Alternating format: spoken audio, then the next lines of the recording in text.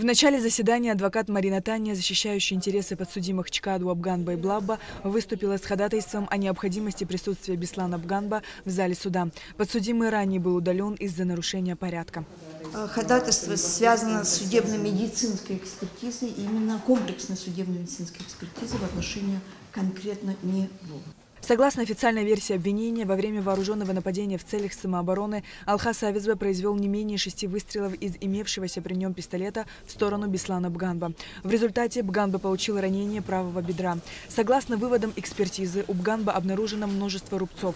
Судмедэксперт идентифицировал это повреждение как слепое огнестрельное ранение, и давностью ранения обозначает сроки не менее 6 месяцев и не более 1,5 лет. Однако, по словам стороны защиты, экспертиза не дала ответ на главные вопросы. Является ли это ранение осколочным, пулевым или дробовым, и каким видом огнестрельного оружия оно нанесено? Мною было направлено письмо к главному врачу республиканской больницы Хатхла.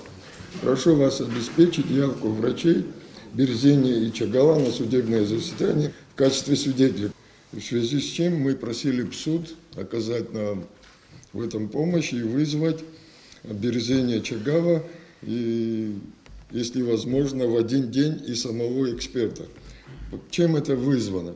Потому что заключение, полученное на Абганба Беслана Тотовича, оно неполное, не соответствует требованиям уголовно-процессуального законодательства, и на все вопросы получены ответы.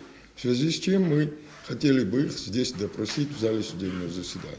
Сторона гособвинения отметила, что Бобуа, Берзения и Чагава могут быть допрошены не как свидетели, а в качестве экспертов. Мы сами тоже выслушаем их, если есть какие-то вопросы для разъяснения. Государственное обвинение в этом заинтересовано. Посовещавшись, судебная коллегия удовлетворила ходатайство адвоката Чкадуа пригласить на следующее судебное заседание экспертов Бобуа, Берзения и Чагава. Снова адвокаты выдвинули ходатайство, чтобы Абганба лично присутствовал во время допроса экспертов. Мнения сторон гособвинения по этому поводу разделились. На данном этапе я считаю, что преждевременное возвращение его в зал, и необходимо будет поставить заново вопрос, когда будут обеспечены явка экспертов. Что касается Абганба, его возвращения в зал, я воздержусь. Вопрос пусть останется на усмотрение суда. Я, в принципе, не против. Свое мнение высказала и представляющая интересы потерпевших Ливарса и Хаджарата Шамба адвокат Инга Габилая. В отношении него судебное заседание, тем более в части допроса экспертов, это, конечно, важно. В стороне обвинения скрывать нечего. Мы знаем все материалы уголовного дела. Думаю, что никаким образом его участие здесь не помешало.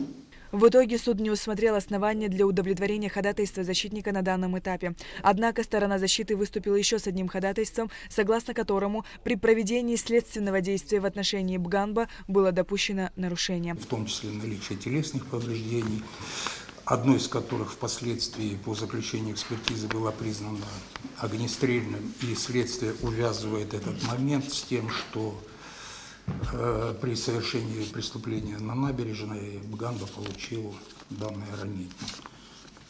Я полагаю, что данное доказательство получено с существенным нарушением требований Уголовно-процессуального кодекса ввиду отсутствия нарушения права обвиняемого Абганба на защиту.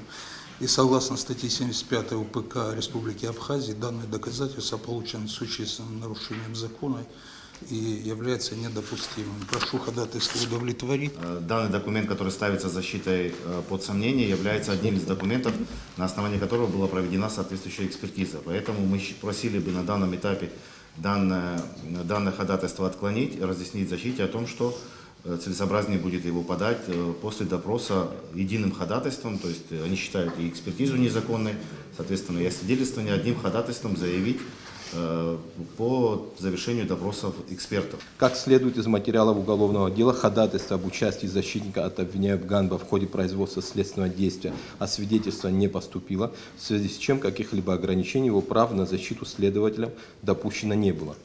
Учитывая изложенные основания, предусмотренных статьей 75 Уголовно-процессуального кодекса, для признания протокола свидетельства Абганба от 8 мая 2020 года недопустимым доказательством не имеется. Выслушав мнение сторон, судебная коллегия удовлетворила ходатайство Шенкау. Судебная коллегия приходит к выводу о том, что протокол освидетельствования получен с существенным нарушением требований УПК Республики и является недопустимым доказательством, поскольку следователям нарушено право на защиту.